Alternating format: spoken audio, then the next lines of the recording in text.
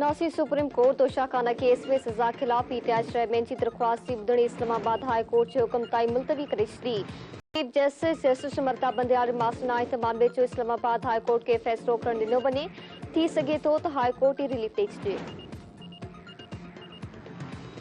Supreme court में Toshakhana case जी ॿुधणी chief justice Amrita Bandial जी सरबराही में टे रुकनी बेंच कई। ॿुधणी शुरू थी त चीफ जस्टिस रिमार्क्स ॾिना त इस्लामाबाद हाई कोर्ट में अञा ॿुधणी थी रही आहे।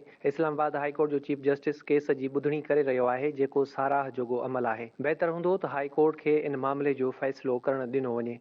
चीफ जस्टिस अमृता बंदयाल पुछाणो कयो त छा अटॉर्नी जनरल ऑफिस मां को आयो आहे। अॼु जे हुकुमनामे में पीटीआई चेयरमैन जे जेल में रहण वारी सूरतहाल बाबति पुछाणो कंदासीं। अटॉर्नी जनरल खां पुछाणो कंदासीं त पीटीआई चेयरमैन खे कहिड़ी हालत में जेल में रखियो वियो आहे।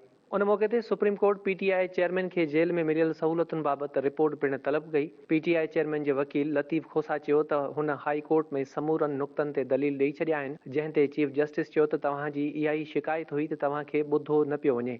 हाणे हाई कोर्ट तव्हांजा समूरा दलील ॿुधी छॾिया आहिनि। उमेद आहे त अदालत तव्हांजे नुक़्तनि ते फ़ैसिलो ॾींदी। चीफ जस्टिस चयो त निज़ाम जी ख़ूबी इहा आहे त पहिरियों फ़ैसिलो हाई कोर्ट करे, पोइ मामिलो सुप्रीम कोर्ट अचे। जॾहिं त जस्टिस जमाल मंदोखेल चयो त इस्लामाबाद हाई कोर्ट जे जजनि ते तनक़ीद न कंदा कयो। चीफ जस्टिस अमृता बंदयाल चयो त मीडिया ते कावड़ में जजनि ते तनक़ीद कई वेंदी आहे। हू आइन ऐं कानून तहत पंहिंजे अहद मूजिबि फ़ैसिला कंदा रहंदा। जंहिं बाद सुप्रीम कोर्ट तोशाखाना केस जी ॿुधणी इस्लामाबाद हाई कोर्ट जे हुकुम अचण ताईं मुलतवी करे छॾी।